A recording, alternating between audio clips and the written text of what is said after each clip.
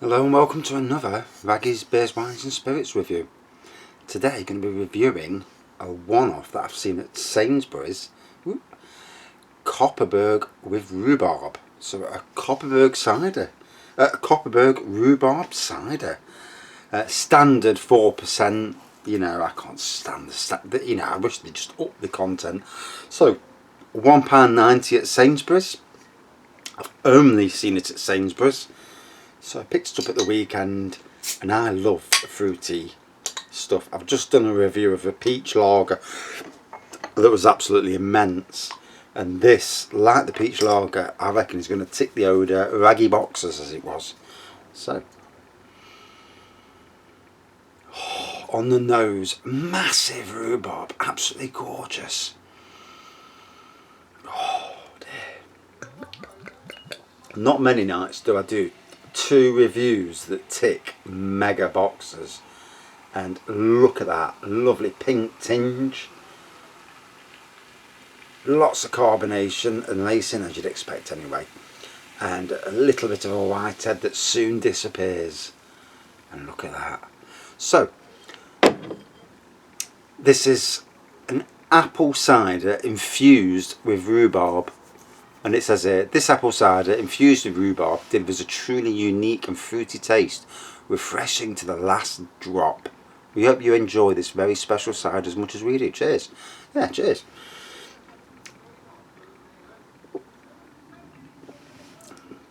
As you breathe in it, the rhubarb is there and it's in full, glory. You can taste the apple in the background, but it's all about the rhubarb, don't be mistaken there. And obviously the Swedish cider makers are absolutely awesome, aren't they? I mean, you've got the Koppaberg brand, you've got Rhubarb, although there's no Rhubarb at Sainsburys anymore, none.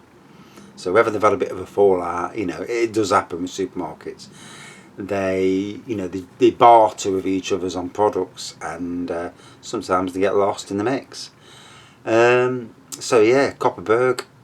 And then obviously you've got Sotma, which is I think that's the Aldi brand, and it was like that's the little brand. And then you've got Auska. Auska are a fantastic cider maker, another one from Sweden. So they've got some great cider makers there. In this country we've got Brothers, and Brothers are doing their version of gin liqueurs, but in cider, which is amazing, like Palmer Violet and Strawberries and Cream, Rhubarb and Custard. There's some amazing varieties there. But forgetting about them, back to this. Oh,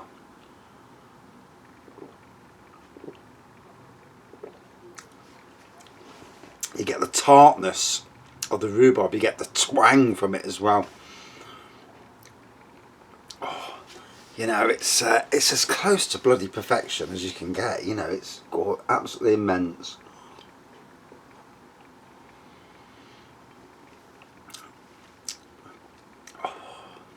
So I'll let the air get to it a minute. Looks like the weather's starting to cool down a bit now. I noticed it today at work in my t-shirt, and I'm gonna have to put an extra t-shirt on tomorrow. Yeah, definitely starting to get cooler. We don't want summer over just yet. We want it to go to about October if we can. We were spoilt last year with that drought. I mean, the drought wasn't good for obvious reasons, but this year the growth, as a gardener, you see the amount of growth both on grass, shrubs and plants, and especially weeds. The growth is ridiculous at the moment.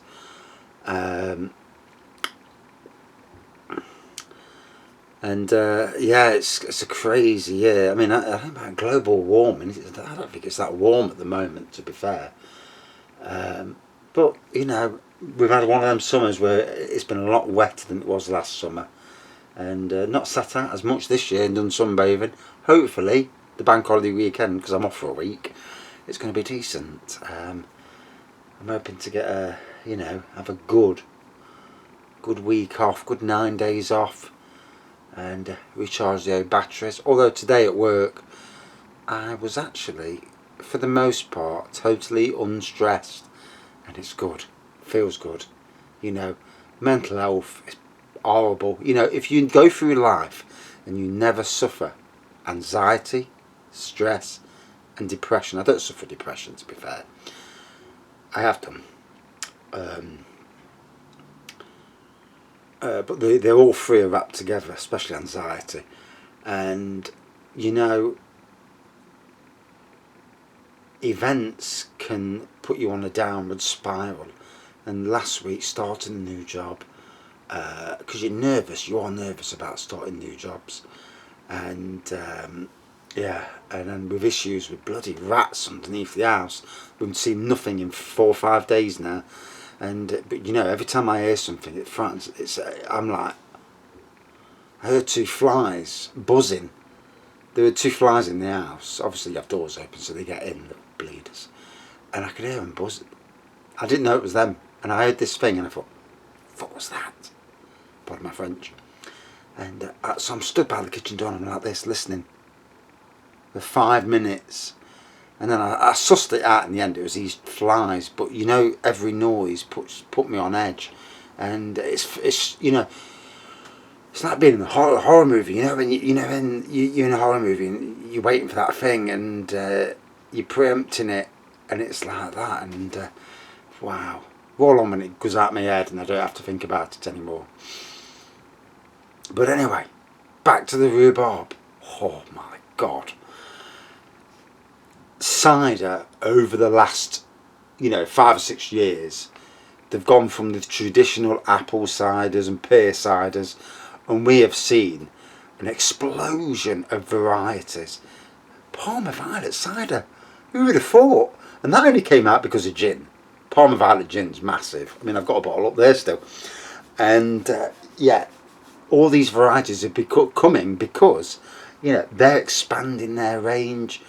And some work, some don't work. I mean, but, and like lagers, like this little fella, I've just reviewed this, so make sure you check out the review. But that was fantastic as well. And if you're a fan of fruitier stuff, and you don't want the hard, traditional stuff, these are box tickers.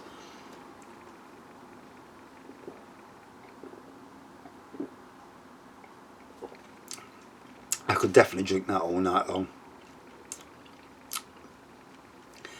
I mean, I've made a rhubarb cider and it didn't taste as good as this, to be fair. You can taste the rhubarb, but, it wasn't as good as this. I'm hoping to make a rhubarb and ginger cider. I've got 6 rhubarb plants growing on my front garden now. I've not put them in the garden because the garden, I don't like how they take over. But I've got them in big tubs, and with the hope that once they explode into growth, and it's like all plants, I dug them out of the allotment next to my allotment at my old job. The bloke had left anyway, he'd had enough of the allotments, and him and his wife, lovely people. But anyway, dug them out, and started to grow them back home, and now I've got 6 of them, and I keep watering them, and I'm hoping by the end of the season I'll get a good crop. And then next year, because they're established in these pots, and as long as I keep watering them, they should explode into growth. And I'm hoping to get a good little fruit thing going. But I'll use that, get some ginger root, boil it, chop it up, boil it, get the rhubarb, put sugar over the rhubarb. So what you do, you boil the rhubarb a little bit, put it in the fermenting bucket, put sugar, 4 kilos, 6 kilos, whatever, strong as you like. Put it over that, let it basically, the sugar goes into the rhubarb, brings out more flavour. And then you obviously put the ginger root in, fill it up to 25 litres. Put your yeast and nutrients in, like you're gonna, use champagne yeast. Use the highest quality yeast you can, to get the highest alcohol content. Leave it for about a month. Leave the rhubarb and ginger in there; they'll be fine, because the alcohol content will keep them decent anyway. Leave it for about a month, and then obviously drain it off into bottles. And from there, you should get, I I should get a fantastic rhubarb and ginger wine. And I might even put some raisins in for a bit of body as well. It is a sod to when you put the pipe in, because obviously all this stuff gets in the way a bit. But other than that, you know, it's fine. So back to this. I'm really enjoying this, and it's 4%, so it doesn't. You don't get drunk on 4%.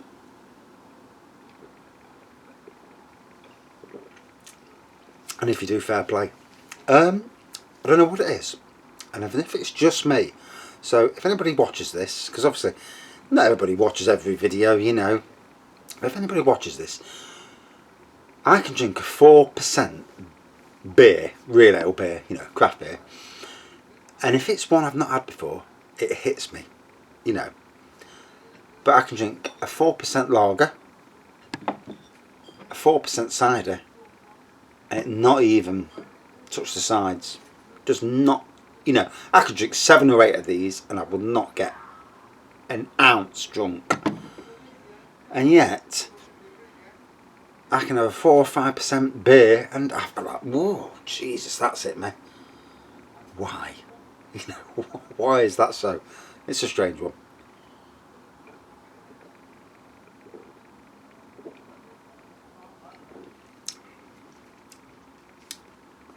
So, breaking it down. Although I don't really need to, because it's going to be a goodie.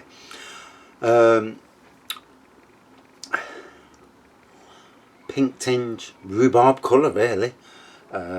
Obviously, good carbonation lacing to start off with.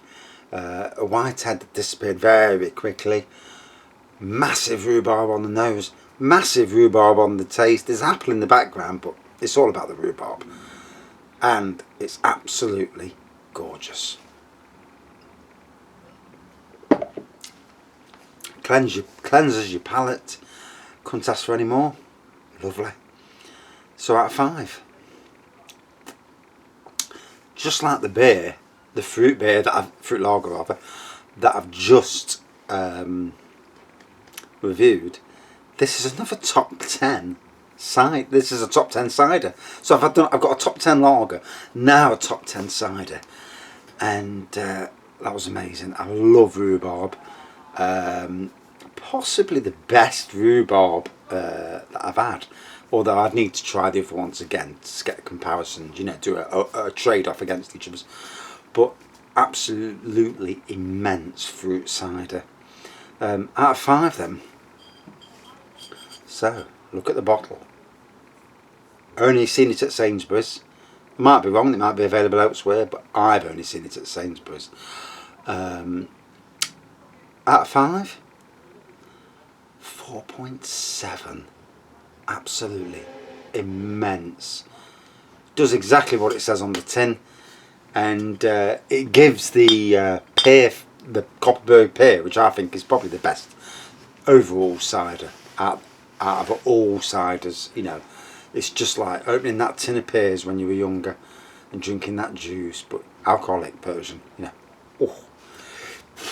Right, another 2 fantastic reviews.